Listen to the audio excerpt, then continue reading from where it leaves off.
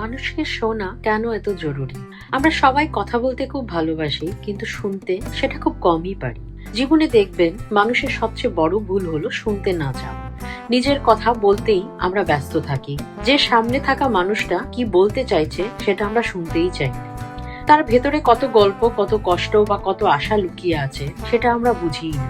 অনেক সময় মানুষ গুরুত্ব পাওয়ার জন্য কথা বলে না, বলে একটু বোঝা কমানোর জন্য।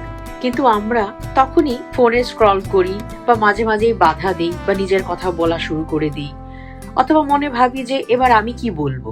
আর এভাবেই দূরত্ব তৈরি হতে থাকে বিভিন্ন সম্পর্কের মধ্যে। আর এভাবেই অনেক বন্ধুত্ব, অনেক পারিবারিক সম্পর্ক সব শেষ হয়ে যায়। তুমি যদি মন দিয়ে কখনো কাউকে শোনো, দেখবে সামনের মানুষটার মুখ বদলে গেছে, তার চোখে শান্তি, তার কণ্ঠে ভরসা, কারণ সে বুঝেছে আজ আমাকে কেউ সত্যি শুনেছে। শোনা মানে শুধু কান খোলা রাখা নয়, কিন্তু শোনা মানে মন খোলা রাখা, বুঝতে চাওয়া, বিচার না করা, সামনের মানুষটাকে গুরুত্ব দেওয়া। আজকাল সবাই ব্যস্ত নিজের জীবন, নিজের চিন্তা, নিজের সমস্যা নিয়ে। কিন্তু তুমি যদি একটু থেমে, একটু মন দিয়ে, একটু নরম ভাবে কাউকে শোনো, তাহলে তুমি তার দিনের আলো হয়ে উঠবে। সে একটু ভরসা পাবে। কখনো কখনো একটা কথাও মানুষকে বাঁচিয়ে দিতে পারে। একটা মন দিয়ে শোনা মানুষকে নতুন করে শক্তি যোগাতে পারে, নতুন করে বাঁচার ইচ্ছে জাগাতে পারে। তাই আজ থেকে চেষ্টা করো কথা কম, শোনা একটু বেশি। হয়তো আজ তুমি কাউকে শোনার জন্য 2 মিনিট দেবে, কিন্তু সেই 2 মিনিট তার জীবনের সবচেয়ে গুরুত্বপূর্ণ মুহূর্ত হয়ে যেতে পারে।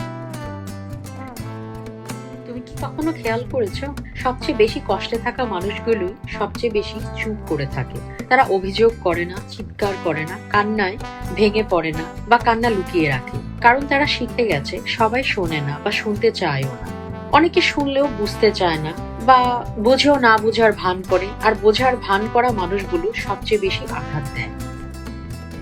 অনেক বাবা মা আছেন যারা সারা জীবন সন্তানদের জন্য লড়াই করে যান, কিন্তু সেই জীবনে তাদেরকে শোনার কেউ থাকে না। অনেক স্ত্রী আছেন যাদের কষ্ট শুরু হয় সব ঠিক আছে বলার পর থেকে। অনেক স্বামী আছেন যারা শক্ত থাকার অভিনয় করতে করতে নিজের দুর্বলতাগুলো ভুলে যান।